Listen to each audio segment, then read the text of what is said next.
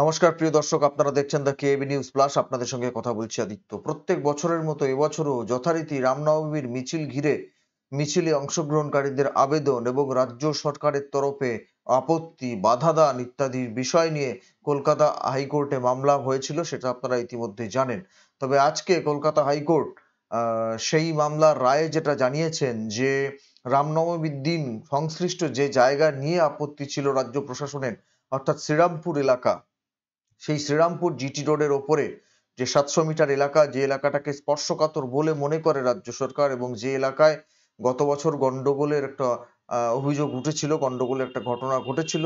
সুতরাং সেই বিষয়টাকে সামনে রেখে রাজ্য সরকার ওই এলাকা দিয়ে রামনবমীর মিছিল যাতে না যায় সেই জন্য আপত্তি জানিয়েছিল। কারণ রাজ্য পুলিশ আশঙ্কা করছিল, প্রশাসন আশঙ্কা করছিল যে 35,000 মানুষের যদি মিছিল যায় ওই এলাকা দিয়ে, তাহলে সেখানে এলাকায় আইন শৃঙ্খলার অবনতি ঘটতে পারে এবং বড় ধরনের গন্ডগোল হতে পারে। সেই জন্য রাজ্য সরকারের তরফ থেকে বা প্রশাসনের তরফ থেকে রুট বদলেরও একটা প্রস্তাব দেওয়া হয়েছিল, কিন্তু যারা মিছিলের আয়োজন করেন তারা গোটা বিষয়টা মানতে চাননি। তারা আদালতে গেছিলেন, তারা চেয়েছিলেন যে স্বাধীনভাবে আমরা আমাদের ধর্মীয় যে রীতিনীতি সেটা মেনে রামনবমীর মিছিল করব, সুতরাং আদালত এই বিষয়ে হস্তক্ষেপ করুক। আদালত তাদের আজকে অনুমতি দিয়েছেন। তিনি বলেছেন, মাননীয় বিচারপতি জয় সেনগুপ্ত তিনি জানিয়ে দিয়েছেন স্পষ্টতই যে নিশ্চয়ই মিছিল করা যাবে।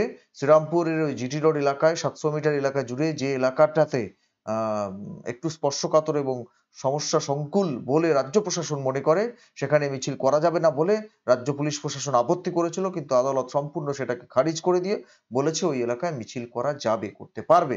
বিচারপতিও বলেছেন যে মিছিলের লোক সংখ্যা একটু কমিয়ে দেওয়া হবে এবং ভাগে ভাগে মিছিল করা হবে, অর্থাৎ 13টা মিছিলে সর্বোচ্চ 200 জন করে লোক সেরকম ভাবে একটা নির্দিষ্ট করে দেওয়া হয়েছে। এবং তিনি বলেছেন পুলিশের ওপর আস্থা প্রকাশ করেও যে 5,000 লোকের একটা মিছিল নিশ্চিতভাবে সামলাতে পারবে আমাদের রাজ্যের পুলিশ প্রশাসন, সে বিষয়ে পুলিশের ওপর তার আস্থা আছে। কিন্তু প্রশ্ন হচ্ছে যে এইরকম রামনবমীর মিছিল এবং সেই মিছিল ঘিরে প্রত্যেকবার এরকম আপত্তি ওঠার অভিযোগ রাজ্য সরকারের বিরুদ্ধে, রাজ্যের পুলিশ প্রশাসনের বিরুদ্ধে কি কারণে ওঠে? কি কারণে ওঠে? শুধু কি রামনবমীর মিছিল ঘিরে তা তো নয়। আপনারা জানেন বাসন্তী পুজো উপলক্ষে 14ই এপ্রিল বেলডাঙ্গাতে একটা মিছিল ভারত সেবাশ্রম সংঘ দীর্ঘ 20 বছর ধরে তারা আয়োজন করে আসছেন।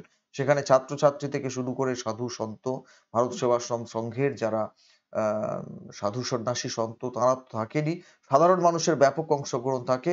ওই মিছিলেও আপত্তি রাখি জানিয়েছিল রাজ্যের সরকার, রাজ্যের পুলিশ প্রশাসন, কিন্তু আজকে সেটাকেও পত্রপাঠ খারিজ করে দিয়েছেন জাস্টিস জয় সেনগুপ্ত। তিনি বলেছেন কেন এই ধরনের মিছিল মিটিং করা যাবে না, বিশেষ করে ধর্মীয় এই ধরনের যে মিছিলগুলো বা সমাবেশগুলো, সেগুলো তো একটা পরম্পরা মেনে হয়, বছরের পর বছর ধরে হয়ে আসছে। একটা গন্ডগোল হবে এই আশঙ্কায় এই ধরনের কোনো একটা ধর্মীয় কর্মসূচি সেটাকে বন্ধ করে দিতে হবে, তাহলে প্রতিদিনের প্রাত্যহিক কাজকর্ম বন্ধ থাকবে? এ প্রশ্ন বিচারপতি তোলেন।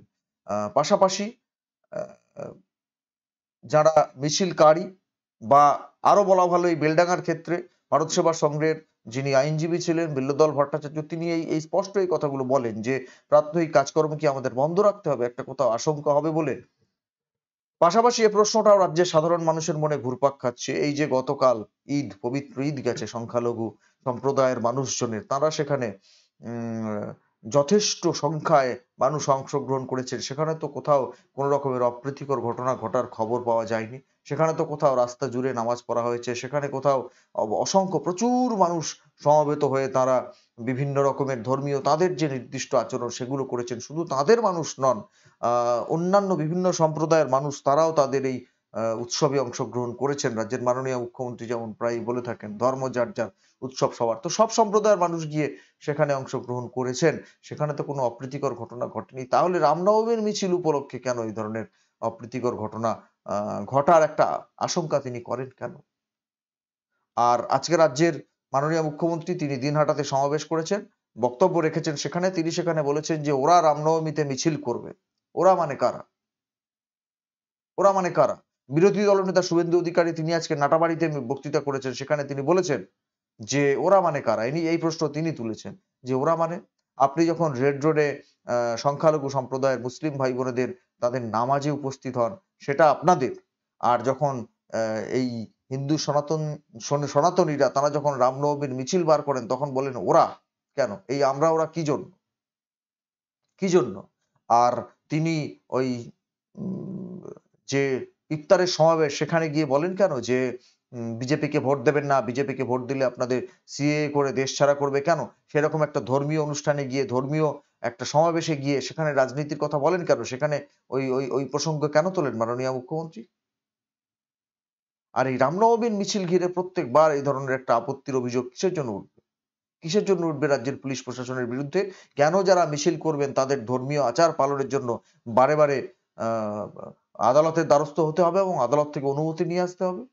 শুভেন্দু অধিকারী বিভিন্ন সভায় সমাবেশে বলছিলেন না এতদিন যে এরা বিভিন্নভাবে গন্ডগোল পাকাবার চেষ্টা করবে, তাই না এরা বিভিন্নভাবে আপত্তি করারও চেষ্টা করবে গোটা বিষয়টাকে নিয়ে। এখন তো তাই দেখা যাচ্ছে। ভারত সেবাশ্রম সংঘের একটা যে সমাবেশ, তারা বাসন্তী পূজা উপলক্ষে 14ই এপ্রিল তারা একটা সমাবেশ গত 20 বছর ধরে বা তারও বেশি সময় ধরে আয়োজন করছেন। সেটাতেও আপত্তি উঠছে বেলডাঙ্গা এলাকায় আ কোনো একটা আ স্পর্শকাতরতার অভিযোগ তুলে কেন এই ধরনের জিনিসগুলো কেন করবে? আজকে আদালত স্পষ্টত গালে কার্যত থাপ্পড় মেরে শর্ত যতই চাপাক, শর্ত সাপেক্ষে মিছিল করতে হবে এটা তো আমরাও সবাই চাই। আইন শৃঙ্খলার অবনতি হোক কেউ চায় না। পুলিশ প্রশাসনের সাহায্য, এমনকি বিচারপতি এটাও বলেছেন যে প্রয়োজনে কেন্দ্রীয় বাহিনীরও সাহায্য নেওয়া যেতে পারে। তবে ধর্মীয় এই ধরনের আচার অনুষ্ঠান এটাকে আপত্তি করে বন্ধ করে দেওয়া যাবে না। রুট পরিবর্তন করার যে কথাটা বলেছিল মাননীয় আদালত জানিয়েছেন যে মিছিলের লোক সংখ্যা কমিয়ে দেওয়া হচ্ছে, মিছিলগুলোকে ভাগ, ভাগ করে দেওয়া হচ্ছে। সুতরাং রুট বদলের যে প্রস্তাব সে প্রস্তাব মানা যাচ্ছে না, মানা হবে না। প্রিয় দর্শক কি বলবেন আপনারা? এই ধর্মীয় বিভিন্ন সমাবেশকে কেন্দ্র করে, ধর্মীয় বিভিন্ন কর্মসূচিকে কেন্দ্র করে কেন এভাবে বারবার আদালতের দ্বারস্থ হতে হবে? কিসের জন্য হতে হবে? এটা কি রাজ্যের অসাম্প্রদায়িক চরিত্র? রাজ্য প্রশাসনের একটা অসাম্প্রদায়িক চরিত্র? মনে হয় না। আপনারা আপনাদের উত্তর জানাবেন কমেন্ট বক্সে কমেন্ট করে। নজর রাখবেন আমাদের প্রত্যেকটা প্রতিবেদনে। দেখা হবে পরের প্রতিবেদন নিয়ে খুব তাড়াতাড়ি। ধন্যবাদ।